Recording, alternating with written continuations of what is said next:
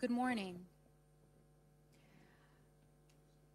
My name's Dalia Mogahed, and I'd like to welcome you to this very exciting discussion about the role of civil society in transition.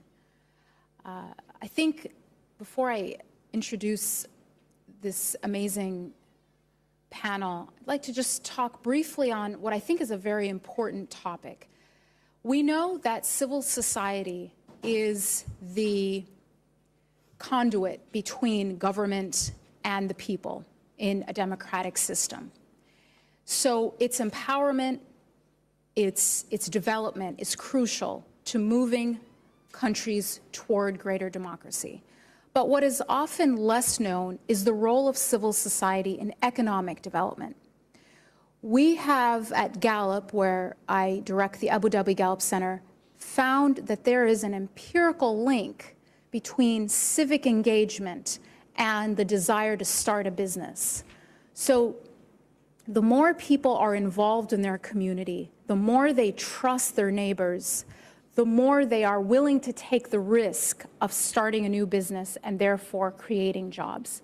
So civil society is important to transition really for not only the political development of countries, but also their economic development.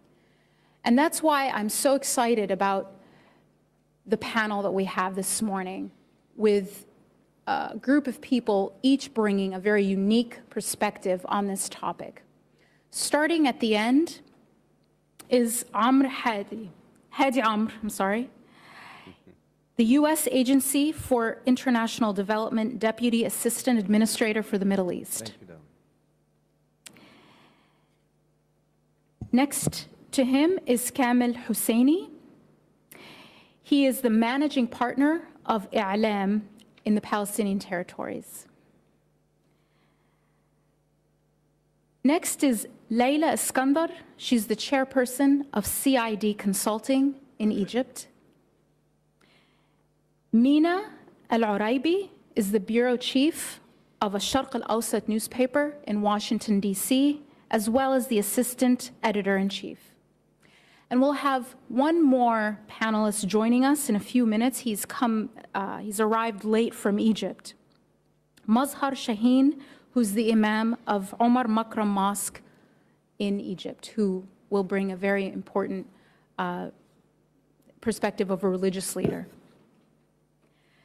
Now, to start off the conversation, I'd like to pose a question to the panel. Just in looking at what's happened over the past several months, starting, of course, with Tunisia and Egypt and the many other uprisings throughout the region, how has the role of civil society changed since this dynamic development? And I'll start with Laila. What do you think? How has civil society's role changed in this phase? I think they're very vocal about challenging predominant paradigms. The notion that economic growth is a measure of well-being is one that's refuted loud and clear by civil society. We've seen Egypt with an economic growth of 7%, with the worst job creation rates and the highest unemployment, the worst poverty, the highest illiteracy. And so this notion, the myth, is being very strongly challenged.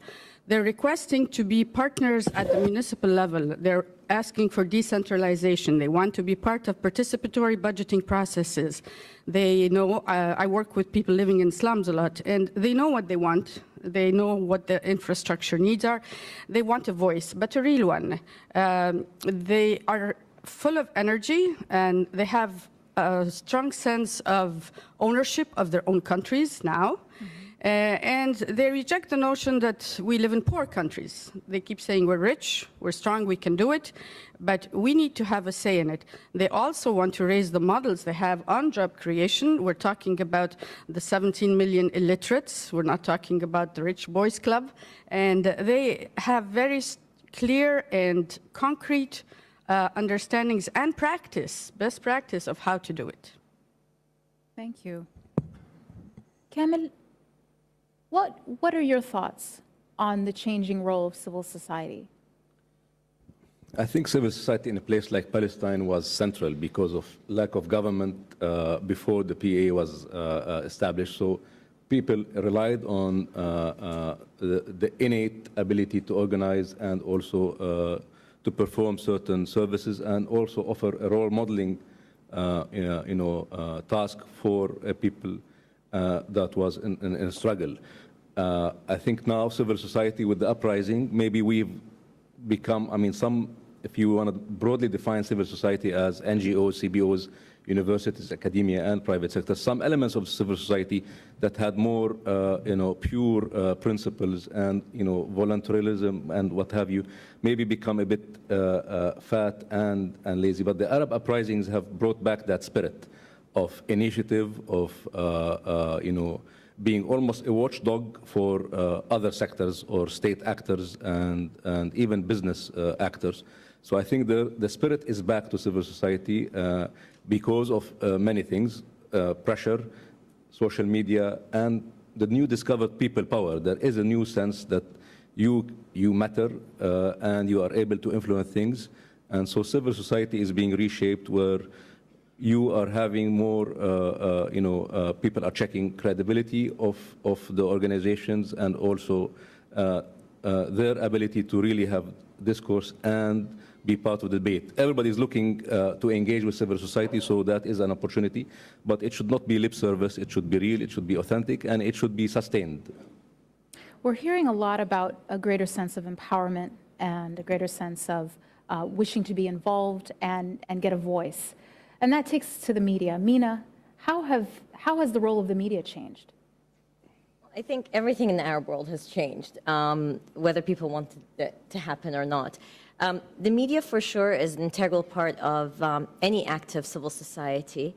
But like many other branches of civil society, felt always that there were some sort of barriers, parameters, and they still exist. I mean, we know there have been huge changes, but there's still many, many challenges ahead of us. But we were able to push the boundaries even more. Of course, part of the whole discussion about civil society is civic engagement, and that's what the media is a great part of, but also giving voice. Social media, citizen journalism, the fact that people were moving from anonymous blogs that have been very active in the last 15 years, 10, 15 years, suddenly people were speaking in their names because you break the barrier of fear. And I think that psychology is part of this whole discussion about civil society. And like Kamel said, it's, again, how do we define civil society? Because there's so many different aspects in the Arab world that are sometimes overlooked or not part of officialdom. It's funny, when we discuss civil society, I remember when under the previous Bush administration, US administration, there was a real effort to bring together Arab governments with civil society. And they had the Forum for the Future meetings, which I covered various times. And they would force these ministers to sit for maybe an hour with the civil society organizations, and then the ministers would go off on their own. And poor civil society members would be there from different national and non-governmental organizations from around the Arab world, trying to bring their voice, trying to bring the issues that are still, as Laila was saying, alive and they're not new, but trying to just get the political power and political will to actually deal with them with the people on the grassroots level, and it was impossible. Now it's changed. I think if you had a similar meeting now, there'd be more ministers willing at least to appear to be sitting in the room and taking on what's happening. And of course, we as the media in the same way. I mean, I think even if you see the questioning that's now being put to our politicians, it's much more courageous because they feel like this is our time to step up, this is our role. Mina, you mentioned the US government briefly, and that brings us to the changing role of outside funding to civil society. Hady, would you like to comment on what you've been hearing about? Thanks, Dalia, and thanks to the World Economic Forum for having me on this panel as a representative of the United States government at USAID. And I'm pleased to be on the panel with so many distinguished colleagues from the Arab world and to really have a remarkable audience. I can see here just in the front row leaders from the Arab world and the US, past and present. So I'm pleased to be here. First on the changing role of civil society, and then I'll get to the US. Sure. I think first and foremost what I've seen in the Arab world is that I've seen ordinary Arabs from all walks of life develop a collective conscience, a collective sense of the way the world should be, the way the world can be, the way they want the world to be. And we've seen that articulated from the streets, from the blogs, throughout the breadth of the Arab world. And I think that's what has empowered civil society to play a more forceful, meaningful, passionate, and productive role in social change in the Arab world. I remember a Facebook post from a former Moroccan staffer of mine at Brookings who in early January had a post that said, last month we were all Tunisians, this month we're all Moroccans, next month we'll all be free. And for me, that really underscored her hopes, her dreams, her desire to be part of the civil society, to play a productive role in transforming things. From the perspective of Washington, where I now sit, although having lived in the Arab world for the last 4 years, but we have a view, I think, both at USAID and it's shared across the administration, that first and foremost, we believe that social change has been indigenous to the Arab world and that it should continue to be indigenous to the Arab world, and that the changes from the Arab world, from the Arab people, for the Arab world.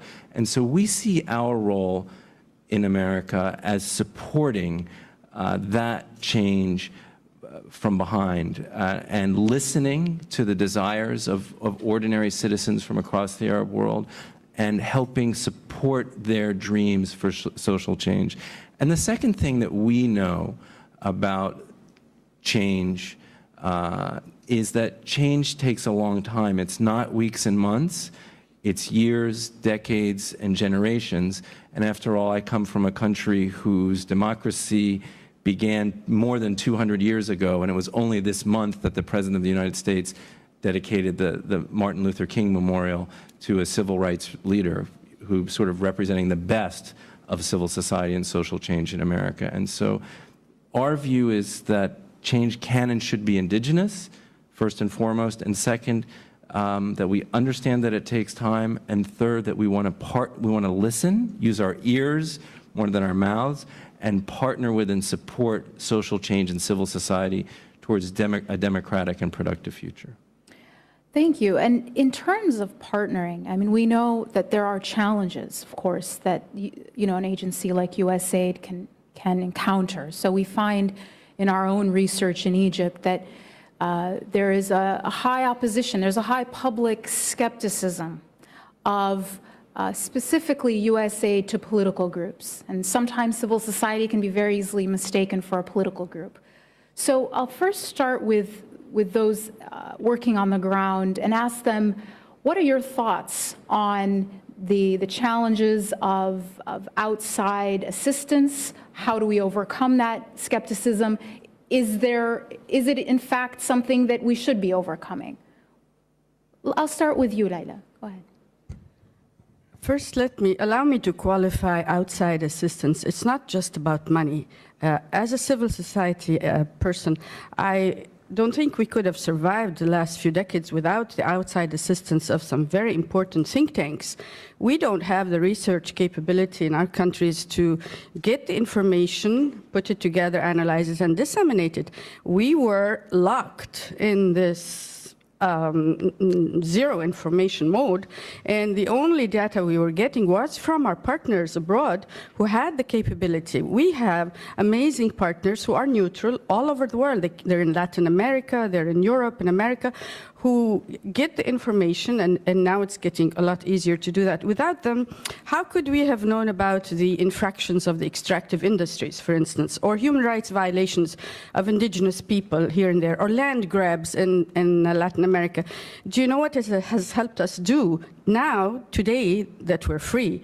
We have platforms that allow us to use this very valuable and sound data and research to challenge things like biofuels versus food security, and so on and so forth. These are very complex issues that it takes years to understand and analyze. So outside partners for us are a must. Or take another, global alerts when a group of people feel their rights, their economic rights are being violated. How can they tell the whole world about it?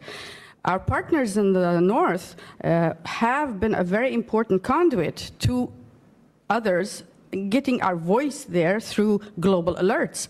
The ability of our partners to do that was phenomenal. Or petitions, sign on petitions, and so on. Now that we are free, we have begun partnering in a very open way with these people, and we're hoping to bring all of this immense experience to our regions in our languages and to the tiniest village and the biggest slum. God knows we have a few.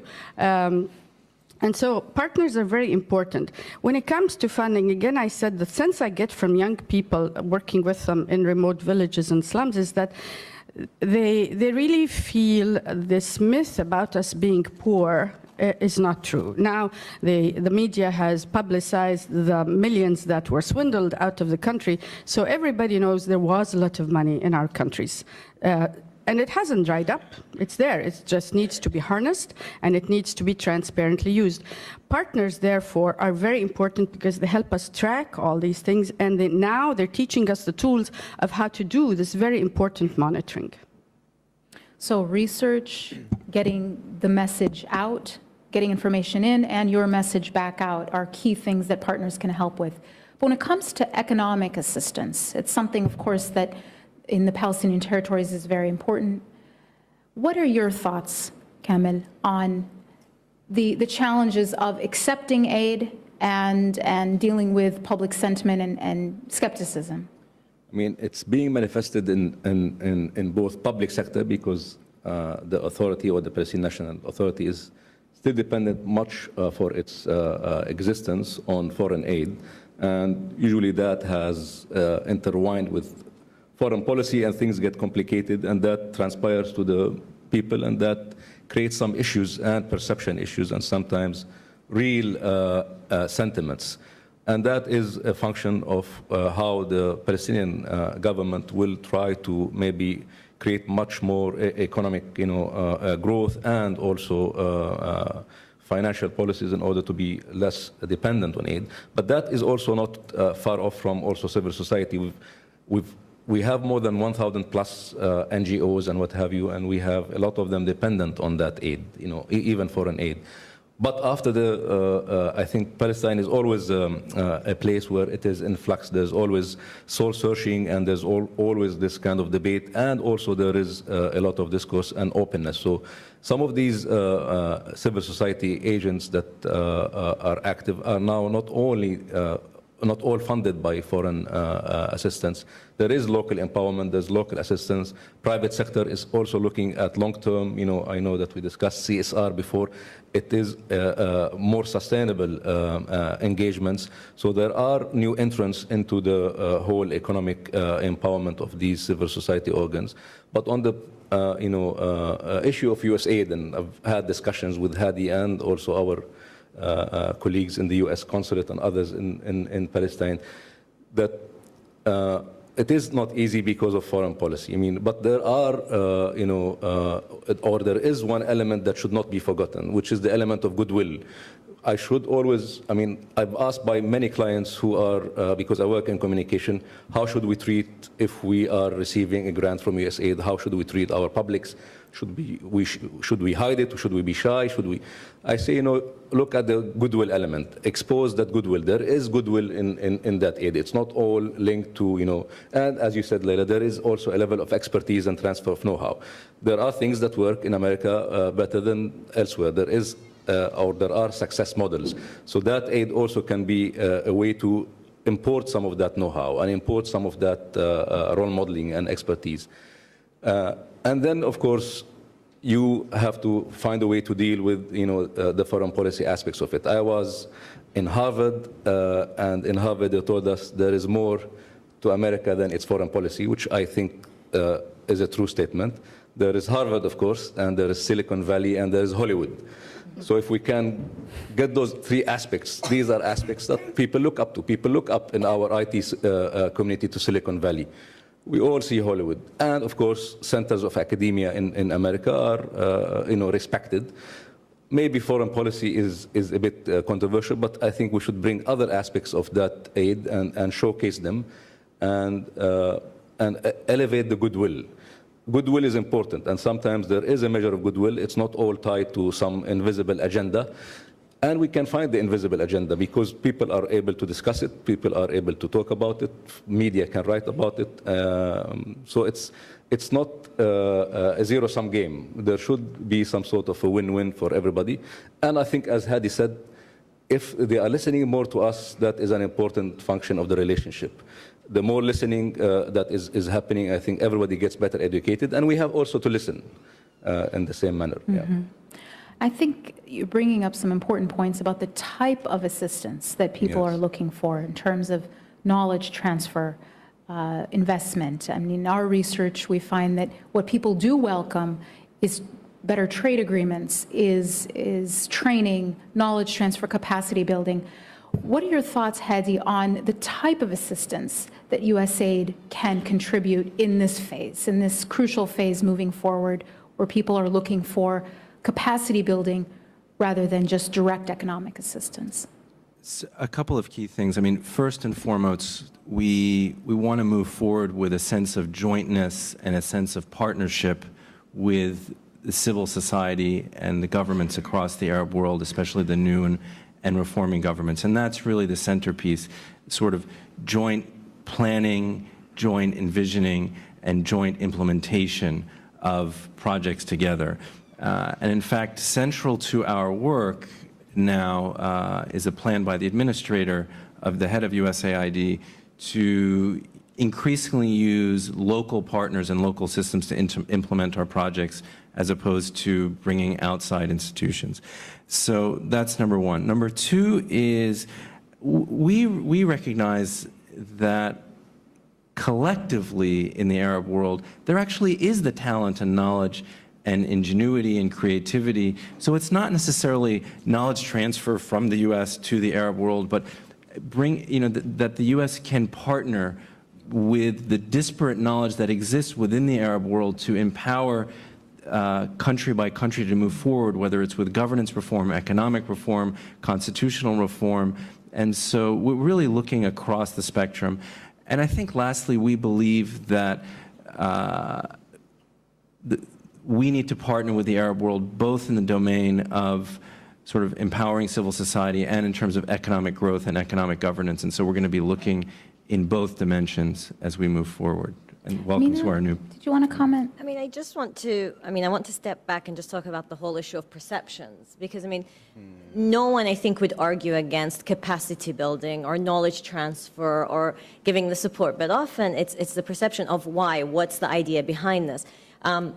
There are many initiatives in our world that are backed by Sweden or by Germany that arouse less suspicions or skepticism or so forth than what you see from the US. And I think part of it, of course, is very much linked to foreign policy, but also because all too often it's been talked about when civil society almost being the opposition. And that's, I think, why for the last few years there's been a lot of questions about, if they're getting funding from the U.S., then it's because really they're just working towards regime change. And we saw some of this, of course, with Egypt, when you had some of the activists whose names came across, like, these ones were actually linked to certain American projects. This means this is an American conspiracy, which is terrible because it discredits the people who actually need this funding and this support. I think one of the main problems is that in a lot or many of the Arab countries, I think to the exception of two, there's actually no real way of registering your non-governmental organization, your civil society organization in a way that's transparent. I mean, you have to find ways to go around. And there's political parties that have to act as though they are NGOs when really they do have political means. So I think one of the main hindrances has been that an organization or a movement has a particular idea. It can get support from the US or from others. The EU, of course, plays also a large part, just so we don't put all the weight on Hady. And the problem with that is that they have these ideas, but they have actually no real way of ensuring that they can work within a legitimate and transparent framework. And I think that's why a lot of the suspicions are aroused when it's getting the outside funding. I think also in terms of explaining what sort of funding you get, you're right, absolutely, because some people say, should we just hide it? Should we just not mention that we're getting this? But that's one of the problems, is if you hide it, then that cloak of darkness, it leads more and more people to question it. So I think with all the changes that we've seen in the last few months, you'll see more and more people able to say, okay, this is actually what we're using the money for. And so I think, again, as media, it's just how do you relay that information? Well, thank you. I'd like to welcome our fifth panelist, Mr. Mazhar Shaheen. Welcome. And I'll give you a moment, but I want to turn to Kamel on the issue of transparency, which is what we'll be talking about next. I mean, I think if we want to be self-respecting, we have to, instill in the, civil society organizations that are active, all of that, value system of transparency, good governance, and also the fact that we want partnerships and engagement, and that's a whole culture shift. I think it's not impossible to do it. Today, there's a big opportunity because of the focus and the onus on the power of civil society. I think they are also responsible to be responsible. They cannot just be agents for perceptions or rumors or, festering, biases or angers or hatreds. They also have to be responsible because today it's a changing map. So transparency and governance, that's why sometimes if you look at the list of NGOs active, not all of them are considered active because they are small and not well governed and not able to function and have impact. So we have to really engage with the ones that are more impactful and also get more funding that is diversified so that we help both agencies like the USAID and other local and non-foreign agents, so that it is a partnership, it's a bigger kind of shared responsibility, and we dilute some of these issues and also make it kind of a situation where everybody is seen working together versus certain elite or certain groups. I want to give one example of an initiative that I am involved in, and I see two people that are here. It's the Partners for New Beginning. It is a US-initiated initiative with the Arab Muslim world, and there is a Palestine chapter that has not received a dime from anything in America. So it's locally empowered, locally managed, and locally agenda-driven. But it has good and deep links with the US, and that is important. You cannot sever links because of any perception issues. You have to overcome these perceptions. And that is a function that is, a responsibility of all the players. So I think we need to just better communicate. And as Mina said, we have to also be very transparent about it and hide nothing. Because if you hide anything, then that falls into the old suspicions, yes. Well, we've talked a lot about perception. I'd actually like to turn to Mr. Mazhar and ask you, as a leader in a religious civil society institution, what is the role of religious institutions in helping to move the public forward in this democratic transition and in their civic participation? Specifically because around the Arab world, religious institutions enjoy a higher confidence from the public than basically any other institution, including the judicial system, banks, it's religious institutions, 95% confidence. It's a very important and very influential institution in the Arab world. What is the role of religious institutions in moving the public forward in their civic engagement in this transition period? In the name of God, first of all, I'm sorry because I will be speaking in Arabic. when it comes to religious institutions in the Arab world, it is true that they enjoy a great deal of confidence. 95% of trust in the Arab world these institutions enjoy. We in Egypt, we have Al-Azhar al-Sharif. This is one of the state's official institutions. It is a religious institution, and I believe that in the future, Al-Azhar will play a much bigger role than the one it did in the past. There are a number of states in the world who know that religious institutions have a great influence, and so these states try to restrict or to limit the work of those religious institutions because they know that they have a great influence. And I think that in Egypt today, people have woken up after the January revolution. And I believe that that revolution in January is based on one basic principle, which is the principle of freedom. And I believe that all institutions must be free. And amongst those institutions, the religious institutions must be free. And that is why all people in Egypt and all those who took part in the revolution asked for the independence of Azhar. They want Al-Azhar to be independent, just as they want the judiciary system to be independent, because they believe that Al-Azhar and the judiciary should work together and actually do work together in order to achieve one goal, the same goal, which is justice, which is equality.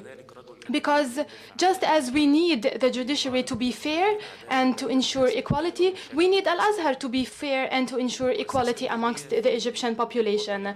Religious institutions in the Arab world in the future, and this is my own personal opinion, I believe that they in the future would have to work on two levels.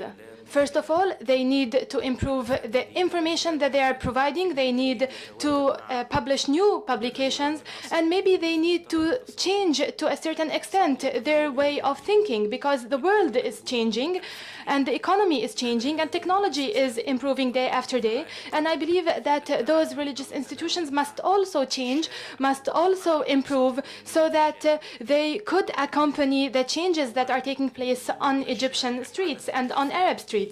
And I also think that they have to go down to the streets and to meet the local population.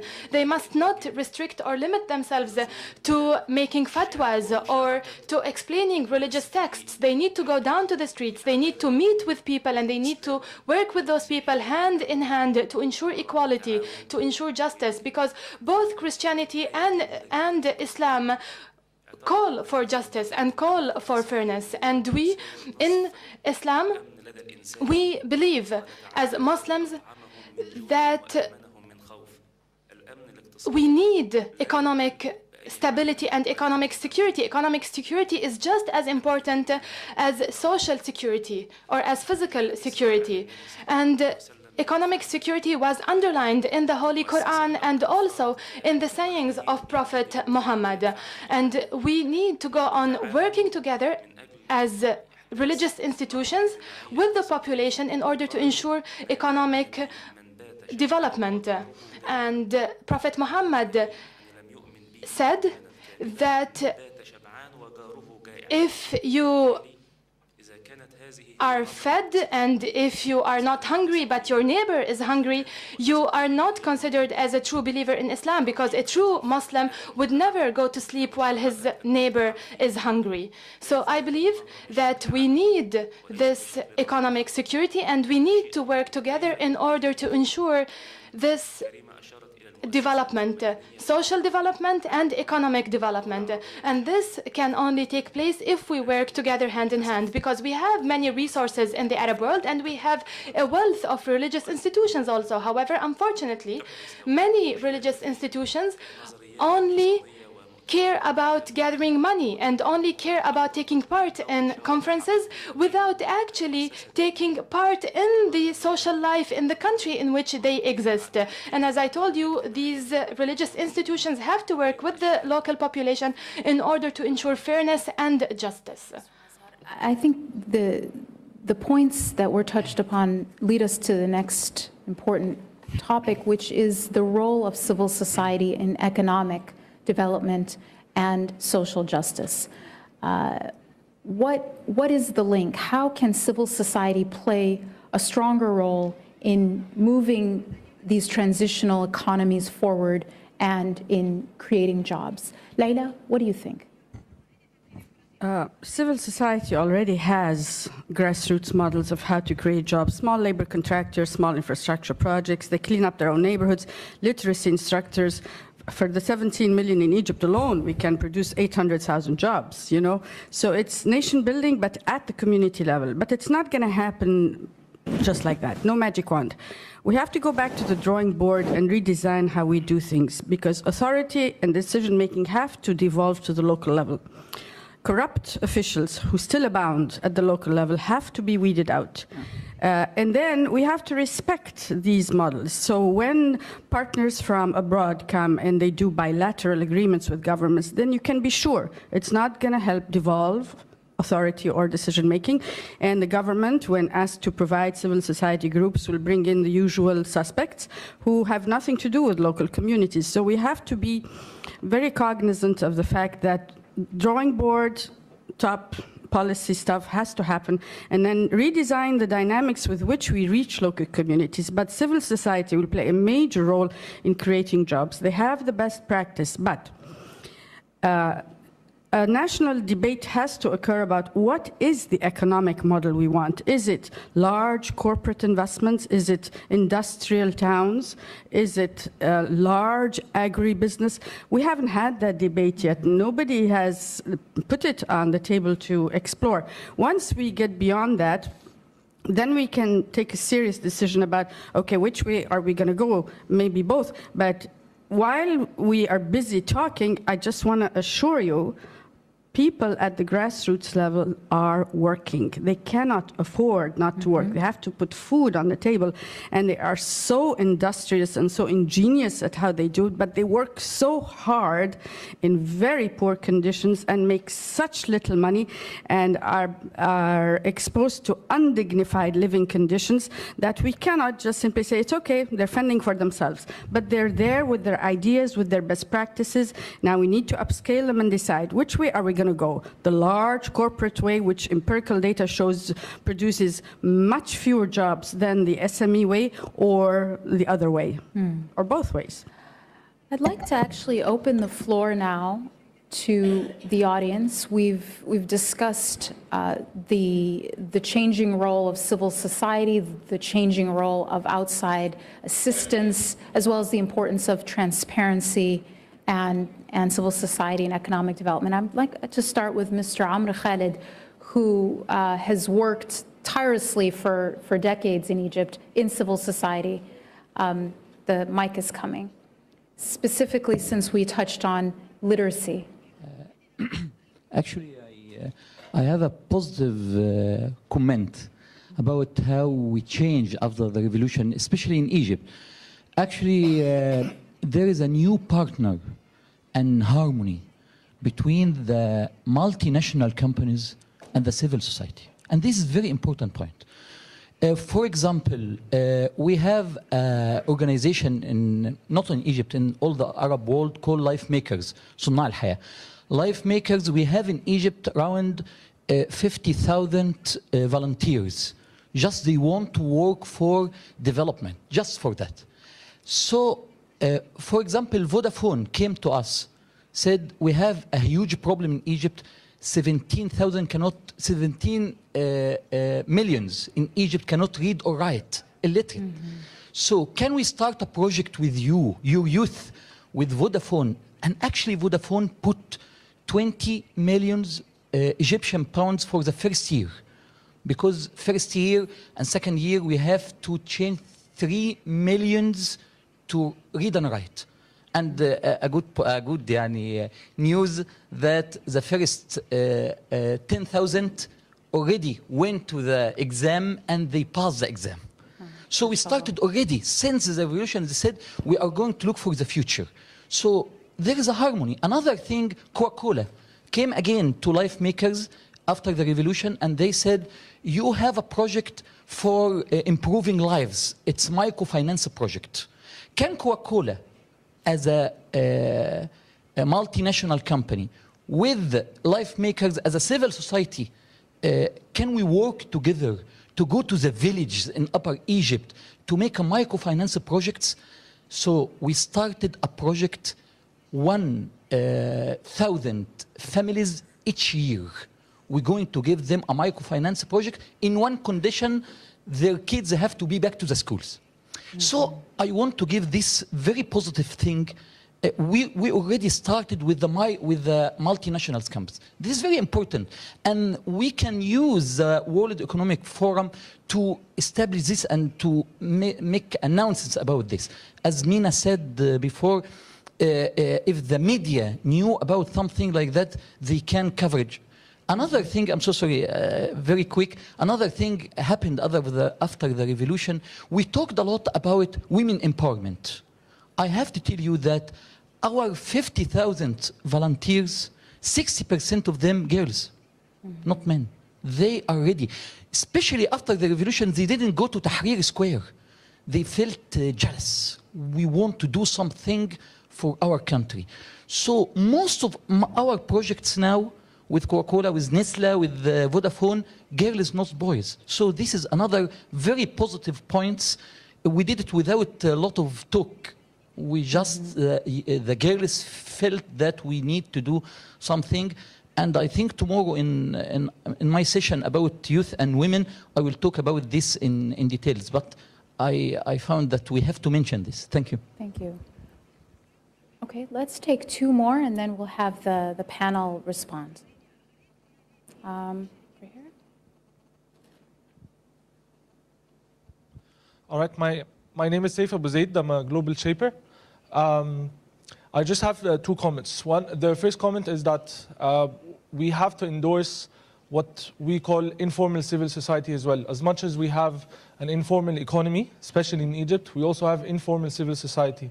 People have been getting away from the bureaucratic procedures of starting NGOs and starting foundations, and now they're channeling their energies towards doing grassroots work on the ground without being formal.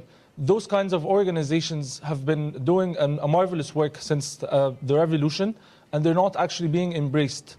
I mean, those are very important stakeholders that have to be engaged in talks like these and in plans towards a better civil society. Another thing is the level of advocacy. Civil society as well, advocacy can play a big role in economic development. The audience here and the panel, if we imagine doing advocacy on the level of policy making, so we can influence policymakers to enact policies and embrace laws that actually go for economic development. We have to force them to, and on the level of people as well, we can work on the grassroots level to control prices, to prevent monopoly, to protect consumers and customers. So advocacy is a very important dimension of civil society, and I encourage the panel to elaborate about that. Okay, thank you. Now, everyone who's spoken so far has already done this, but I do want to emphasize that you should please identify yourself and, as much as possible, do ask a question. Hi, Sarah Lee Whitson from Human Rights Watch. I guess I have a question about the extent to which things have really changed, whether in Egypt or anywhere else, particularly from your perspective, Hady, or the others. It seems to me, that in fact the repression of civil society and non-governmental organizations using regressive laws, including in Egypt, that are intended to control and in fact cripple civil society are very much still in effect, except perhaps in Tunisia. And for example, in Egypt, things seem to have gotten worse, not better, with not one, not two, but 40 civil society groups, NGOs, being referred to prosecution by the military regime for receiving funding from abroad, pursuant to provisions of the Egyptian NGO law that forbids NGOs from receiving foreign funding unless the government's approved it or unless they're formally registered, which of course it's been impossible for them to do because of the regressive NGO laws. So how do you operate in that environment? How can we really talk about NGOs, independent civil society in the Middle East when, in fact, most of them are technically illegal organizations operating outside the law, subject to criminal prosecution? Okay. So let's start with those three, and we'll have the panel respond, and then we'll take another round. Who'd like to start? Laila, why don't you start? Yeah. About the NGOs and the repressive laws, we've been repressed for a donkey's years, so we're kind of used to it, and we've learned how to detour and work around it. But I think that particular incident, though, it was not just about registered NGOs. See, it was a good excuse to block funding for all of us because just a few were not registered. It was a very good trick. But so while we work around it, and you're right, things have not changed. If anything, they've gotten worse. But because we've been living under this for years, we know how to work around it. Those of us who are in civil society have been for many years. That's not to say that we like it or that it should continue. And one of our major demands now is that we want to be on the drafting committee of the new law. We've been demanding that for years. Now, after the revolution, we have a better chance to do it. But while the funding from abroad is important, I just want to emphasize it's not the only way we raise resources. The volunteer consultants, you can't imagine how many Egyptians have come back from immigration. Can you imagine that social capital we have now? Amazing people who have the wherewithal to give expertise, time. It's not just about money, I know, because I've raised money for so long, and it's not the money that's made the biggest difference.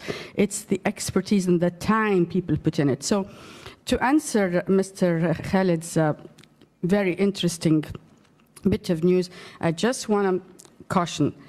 There's no magic wand that will get us out of this quagmire. We're in a bad place.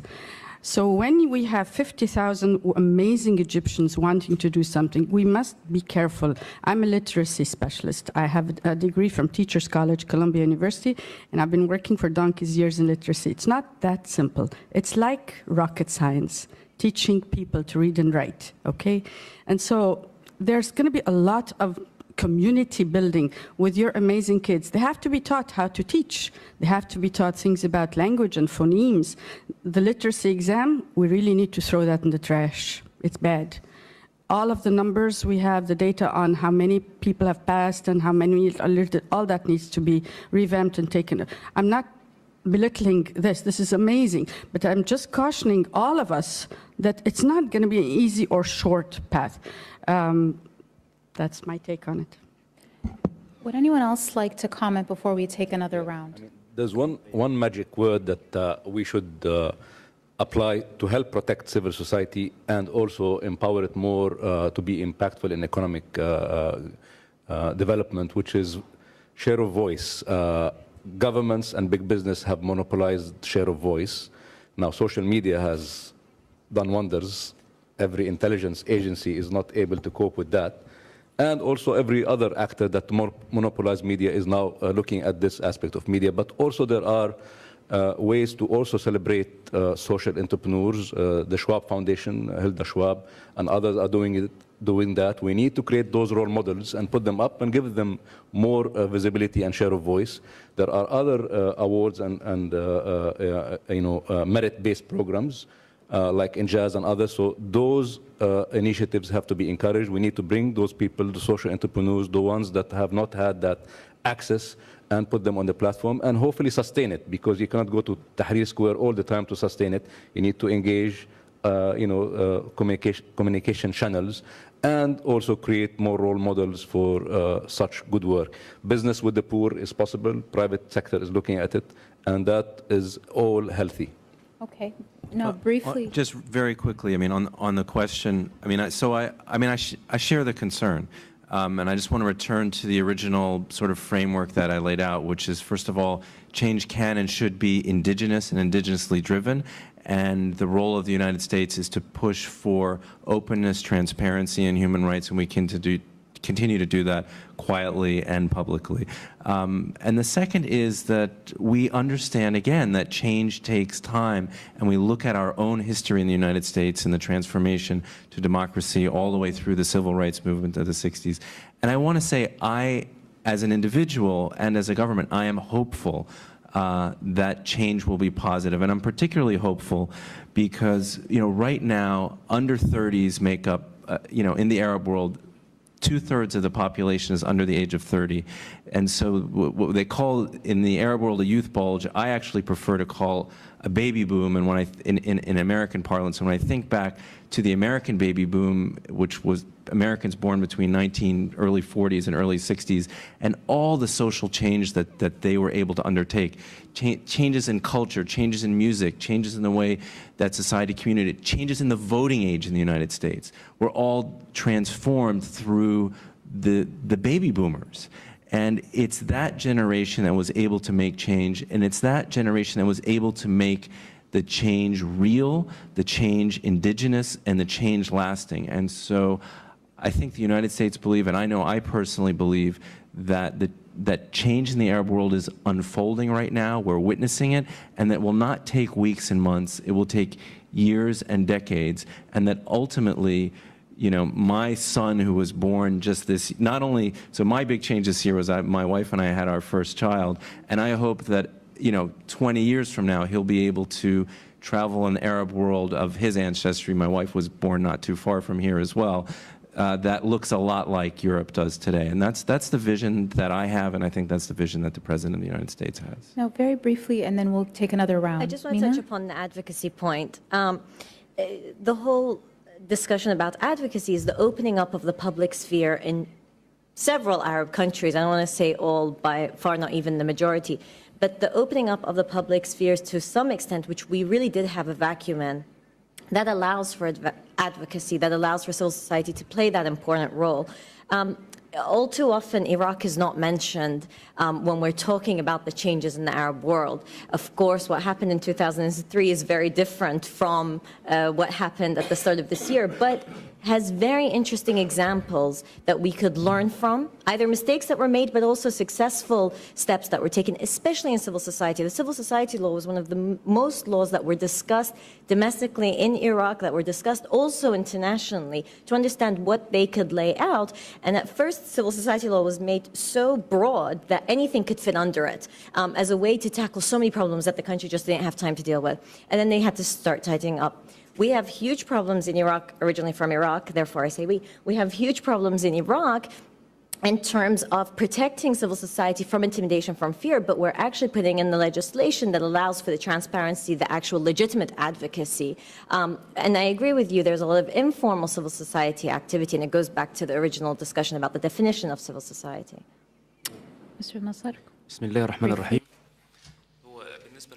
In the name of God, I listened to Amr Khaled and I agree with what he said. It is true that around 70% of the initiatives that we witnessed in Egypt after the revolution were initiatives that were led by women. Women, and young women especially, were the first ones to go down to At-Tahrir Square, were the first ones to erect tents in that square. And I personally live in Al-Tahrir Square, and I consider myself very fortunate to be living there, and I used to witness every day how women came down to the streets, came down to Al-Tahrir Square, and I saw that 60% of all participants were women, and 60% of all those who were manning the clinics were women.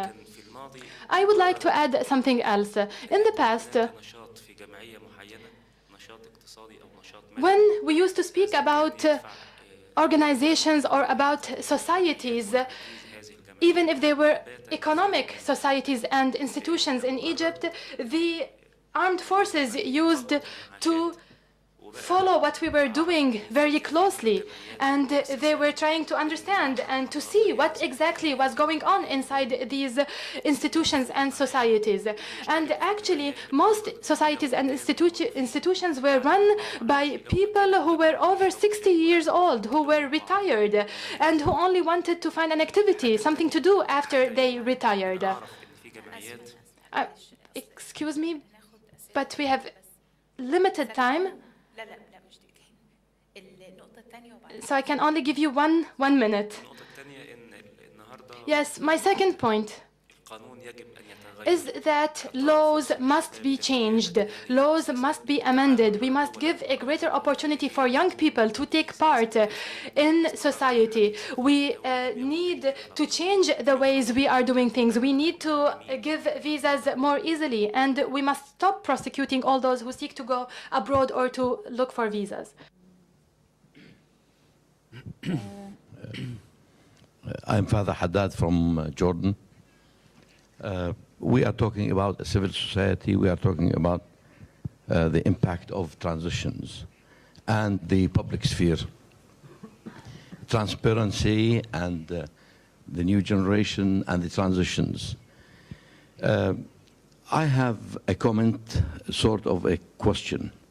When we talk about the transition in the Arab world, we have to remember that the largest civil society agency institution is the religious institution. Let me remind my colleagues that we have a civil society agency in every village. That is the mosque and the church in some cases in the Arab world. How are we going to use these outlets of civil society to improve development, transition, peaceful transition, and at the same time work on development? When we talk about empowerment of women, I think the best platform to use is the religious platform. Pulpits must be used, and at the same time, when we use the credibility and the influence of the religious institution, that's where we get rid of the skepticism that we have when we talk about a civil society. We need to change the mentality in our society that a civil society means something foreign, something alien. Civil society means indigenous, means local, and means us. Thank you. Thank you. Mohamed Abbad Andalusi, social entrepreneur from Morocco. Today, I think we have a wonderful opportunity to get everybody on board to stimulate entrepreneurial spirit of youth. I would like to share with you the evolution of the Moroccan civil society in this field. I'm sorry, just because of time, I'm going to ask you to ask a question, please. Yes, the question today, we noticed that executives and too many volunteers, senior officers want to get involved and want to deliver, for example, junior achievement program to stimulate entrepreneurial spirit. So today, we need some initiatives to manage this evolution.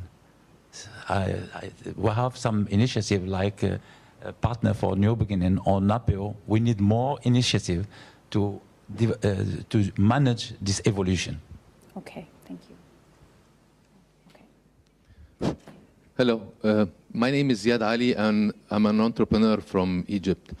I have a quick comment and a question, actually. The comment is related to what Amr and Saif just mentioned and Sheikh Mazhar on Tahrir, which is, I have a feeling that we're living in two worlds in the Middle East. A world of the informal civil society, of the young, empowered, emboldened, well-spoken, communicating young people, which is the case of the 50,000 volunteers and where Saif is coming from.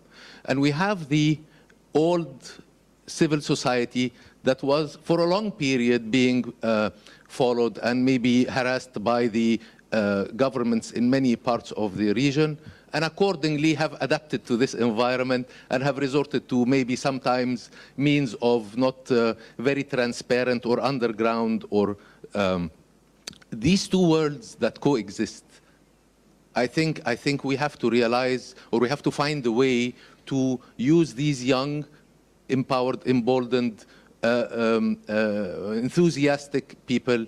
And my question to the panel is, how can we do that? Okay, thank you. Now, final comments by the panel. Laila, would you like to start? Yeah. Your comments are so accurate. You're right on the nose. But it's going to take deliberate design, because let me tell you, over the past 35 years I've been working in the civil society sector, I've seen some very troubling things happen, particularly to what Father Haddad said. When I started out, NGO, CBDAs, very small, local, community-based organizations, were secular, and they were formed by community leaders, very ordinary folks in the slum or a village, and they work together. Nowadays, that has gone completely, and that is so devastating. And the barbaric events of Maspero have shown us that we need to deliberately do something. We can't just pray for it. Because nowadays, every mosque and church, yes, it is a civil society organization, but it has been polarized. Little kids do not go to a nursery school that is secular anymore. And the notion that I need to send my child to a kindergarten where no prayers are said doesn't exist. And so Muslim parents will not send their kids to a preschool run by whoever, if there's a cross hanging on the wall, whereas Christian families will not send their kids to a Muslim nursery where they will be taught the Quran. And that didn't exist when I started out 35 years ago. So there's a very serious issue with how are we going to bring everybody back together again. And it has to, the conversation has to begin at the local level, but I see a very important role for leaders to lead that. Thank you. Shaheen, would you like to comment? هو الحقيقة It is true that there are questions about mosques and about the role played by mosques and by churches in Egypt. And I think that there are more questions that were raised after the revolution. However, the revolution also proved that both Muslims and Christians work hand in hand to achieve the same goal. And I believe that they will be communicating more in the future and cooperating more in the future. It is true that some people have doubts about churches or mosques, and they believe that they could be extremists at to a certain extent, but more cooperation is going to happen in the future. Go to the wider wrapping up, so to speak. When it comes to the issue of religion, I mean, also, Father Haddad, you're correct in saying that, of course, religious institutions play such an important role in all the Arab countries.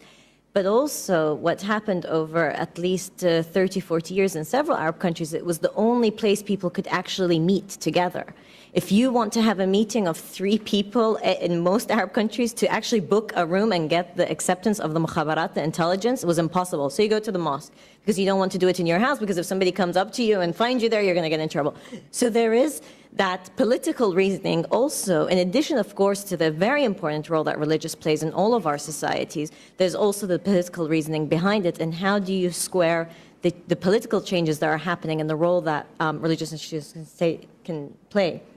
And just because I know we're wrapping up and we're running over, the broader sense, I suppose, when we talk about civil society is that the situations in so many Arab countries are so different, but there is, you know, a trajectory or a thread that's similar in terms of people really finding their voices and being able to channel the frustrations that they have, rather than sitting in front of the news every day and just feeling pessimistic and negative about what they're seeing, is that they can change this to something positive. And I think that's the #1 change that's happened really since the beginning of the years. How do you get that dynamism, that excitement that maybe lasted a few days or weeks, and now there's a fear of despair setting in? To stop that, you have to keep people active and help them feel that they can make and influence at least their local environments in a positive way.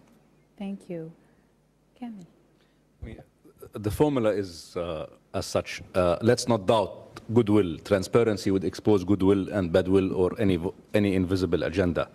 And let's bring back the value system. And I don't believe in forced marriages, but we need to force marriage or marry the establishment, the religious establishment, because it is perceived as the one with value systems, and the non-religious types are corrupt and what have you, and it's unfair. So we need to marry some of those two value systems and create a value system that is inclusive, and also celebrate role models. We need to keep at doing that. Those are important people, and get more media share of voice. The media has looked at sensational stories, but not at these human stories. So we need to get the media to also play a role, and today it's very possible. When I was when I was on the plane yesterday flying here, I was thinking to myself, how would this meeting at the Dead Sea be different than the first one I attended here 7 or 8 years ago? And what I'm beginning to sense, and what I hope that we will all be able to bring out in the 2 days that we're here, is first of all that the change needs to be, can and should be indigenous and transformative, and that the answers are with each and every one of you here. And I really want to make a pitch to all of you here to look within yourselves to see how you can partner to solve the problems here in the Arab world. And that's the view that we in the United States have. We want to partner with you to find solutions that are homegrown within the Arab world and help transform it looking forward. And that's the central message, is that look within yourselves, use this forum as an opportunity to find creative solutions, and the United States will be here to partner with you moving forward. Thank you. I think we've covered a great deal of ground this morning. I'd just like to close by saying that we found in our research at the Abu Dhabi Gallup Center that more than 85% of the Egyptian public say that if they see something wrong in their community, it's up to them to fix it. That kind of sense of empowerment is something that civil society will harness into the future to bring about change. Thank you very much.